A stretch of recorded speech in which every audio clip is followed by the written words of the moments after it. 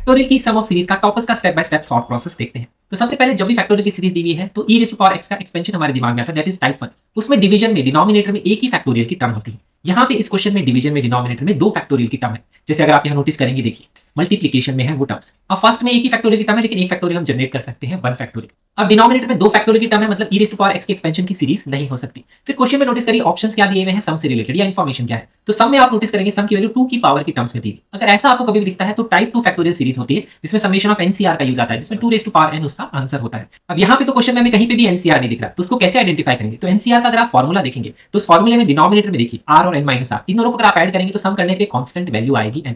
और यहाँ पे भी आपको कुछ वैसा ही दिखेगा, 25 प्लस 1, 23 प्लस 3, 21 प्लस 5। तो मल्टीप्लिकेशन में दो फैक्टोरियल वाला उसका सम कांस्टेंट है, देखिए 26 सब जगह आ रहा है, तो वो आपका n फैक्टोरियल जो है 26 फैक्टोरियल ऊपर होना चाहिए। अगर आपने ये एक्सप्रेशन जनरेट कर दिया कि इसको ऊपर 26 फैक्टोरियल से मल्टीप्लाई कर ले, तो सारी की सारी जो टर्म्स है फिर वो एनसीआर में चेंज हो जाएगी। तो हम दोनों साइड 26 फैक्टोरियल से मल्टीप्लाई कर लेंगे। अब हमें दिखेगा ये 26c1 है, 26c3, 26c5 up to 13 terms. अब हम यहाँ पे एनसीआर के फॉर्मूले से सॉल्व कर सकते हैं, लेकिन ये जो फॉर्मूला है ये है सम ऑफ ऑल बाइनोमियल कोफिशिएंट्स। अगर क्वेश्चन में देखेंगे तो उसमें ऑड बेस बाइनोमियल कोफिशिएंट्स की बात करेंगे, तो आपको पता होना चाहिए sum of even base binomial coefficient, odd base binomial coefficient equal होता है। और यहाँ पे अगर इक्वल होगा तो इसका जो हाफ होगा वो उसकी वैल्यू होती है। तो यहाँ पे ये वैल्यू आती है 2 raise to power n minus 1। अब हम ये फॉर्मूला यहाँ पे अप्लाई करेंगे, n जो है वो एनसीआर में जो n होता है वो आएगा 26 पुट कर देंगे, इसको सॉल्व कर लेंगे तो हमारी सम की वैल्यू हमें मिल जाएगी। अब हमें क्वेश्चन में 13s निकालना है, 13 से मल्टीप्लाई कर देंगे तो ये एक्सप्रेशन आएगा। फिर हमें दिख रहा है कि 13 राइट साइड में नहीं है, तो ये कैंसिल होना चाहिए। तो 26 को हम 26 मल्टीप्लाई 25 फैक्टोरियल लिख लेंगे, कैंसिल करेंगे तो 2 रेज़ टू पावर में आंसर आएगा। उससे आपको n और k की वैल्यू मिल जाएगी और उसका सम हमें इवैल्यूएट करना है, वो आ जाएगा 49। तो हमारा यहाँ पे आंसर है। अब जेईई में 2026 का फैक्टोरियल की सीरीज का क्वेश्चन आप खुद से ट्राई करिए।